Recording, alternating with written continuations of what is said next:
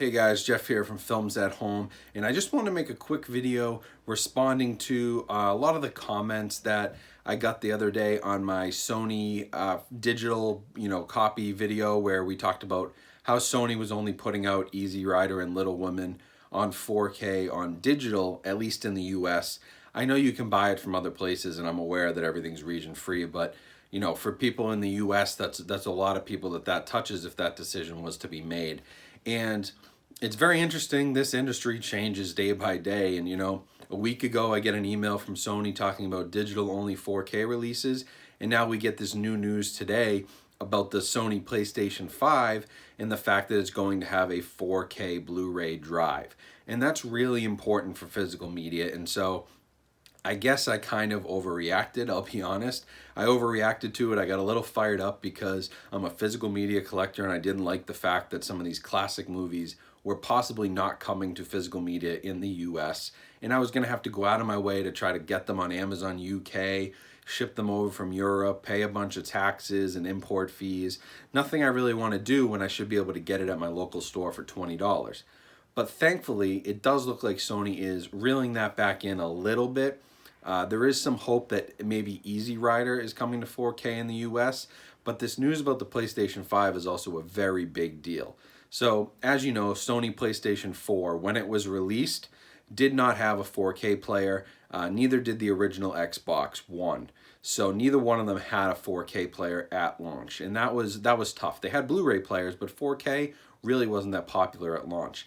Then the Xbox One X came out. That came with a 4K player, but the PS4 Pro did not, which was a really odd choice by Sony, and really is what made me start thinking, wow, maybe they're abandoning, physical media both for games and for movies altogether by not including a 4K drive. As you know, the Sony PlayStation 3 was a huge reason that Blu-ray became so popular and soon dominated over the DVD format, and was really picked up and supported by a lot of people very early on, because that Sony PlayStation 3 came with a Blu-ray player, and for $400 you got a gaming system and a player, when at the time just a player alone was going for $500.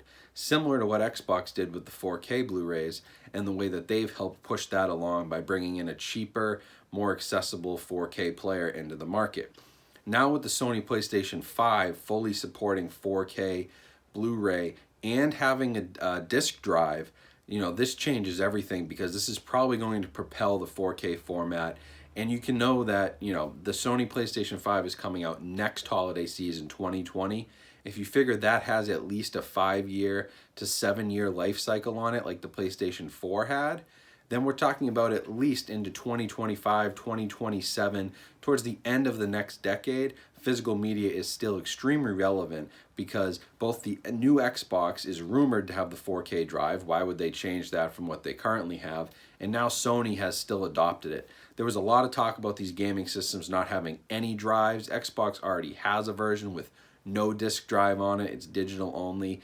And so I was really concerned, but that news from Sony about the PlayStation 5 is really good for physical media collectors like us. You can fully expect that Sony and many other companies have taken notice of that. They know how many of these 4K Blu-ray players are now going to end up in people's homes after next holiday season. And I think that the format is going to thrive over the next couple of years, especially as we see more restorations, remasters, and better 4K transfers from current movies. Another thing I do want to address on that same note, I talked about Toy Story 4 in my video yesterday. I'd like to know more about how animation can, how it looks in 4K. And so a lot of you pointed out that Toy Story 4 has a native 4K rendering for animation. I honestly didn't know that. It wasn't included in any of the big press releases, which makes me feel like it's maybe not a big deal, but it's something I definitely have to dive into if Disney and Pixar are going to do more native 4K. I definitely want to dive into those and check them out and compare them to the Blu-ray. So I didn't mean to put Toy Story 4 down. I think the Blu-ray looks fantastic. I just wasn't going to upgrade to 4K, but now I am considering it, and I probably will, because it is a native 4K, and it's the first animated movie to be native 4K, and I want to check that out, obviously, to review it for you guys. So give me some time. I'm going to have to go get it, pick it up at the store, but I would say a review on that is definitely coming soon, so we can check out how this first 4K animated film looks. Other than that, that's kind of a quick update on a couple of things that have been really hot topics on my channel. I've been seeing all your comments. I've been seeing all your questions, concerns, talking about things that I missed, and I honestly appreciate it because it lets me make an update video, and hopefully we keep promoting physical media. And I didn't mean to be the bearer of bad news, but when a major studio starts talking about digital only releases, that's very concerning. Luckily, just less than a week later, they've now really suppressed my fear of them abandoning the format with their new announcement on the PlayStation 5. So this is good news overall. The industry is still going to be strong. It's still a multi-billion-dollar industry. It's not going anywhere anytime soon. And this PlayStation 5 announcement is definitely going to help push, promote the 4K discs. And as streaming becomes harder and harder to stay up with, and you have to buy Netflix, Amazon, Hulu, Disney Plus, NBC's Peacock is a new one. You've got to buy CBS All Access. You got to buy HBO Max now. There's like too many to count. So why spend thousands of dollars a year on all the streaming if you can buy a PlayStation 5 for $500 and buy a few of your favorite movies for another couple $100 and have them forever? In my mind, that makes a lot more sense than dropping $200 a month on streaming services, which you're never going to take full advantage of, and where movies can disappear and reappear at any time on any service. You're better off with physical media. Buy a player, buy a movie that you like, and you own it forever. But end of rant. Just want to update everybody and share that news on the PlayStation 5 if you haven't heard it. This is very, very good news for the industry, like I said, and I'm excited about where that could potentially push some Sony titles as well as other studios who are going to pay attention and notice the influx of new 4K players in the market starting next holiday season. So thank you for watching. Just a quick video, like I said. I appreciate all the comments and all the new subscribers. Keeping me honest. If I say something wrong, please let me know.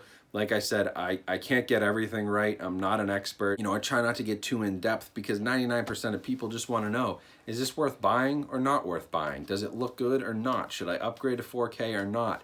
They don't care about all the specifics. They just want to know, is it worth a purchase? And that's what I try to do. I don't want to alienate anybody that is a huge home theater fan. I appreciate all of your comments, filling in the gaps that I miss, things that I just can't pick up on, because my goal is just to let you guys know, is it worth a purchase or is it not? That's always what I've been about. That's always how I finish my reviews. And so hopefully you like that. Hopefully you appreciate this little follow-up. I don't mean to make anybody angry when I respond to comments or anything. I'm just trying to keep up with the news, and you guys are all keeping me honest, so I appreciate it. And I'll be back soon with more videos.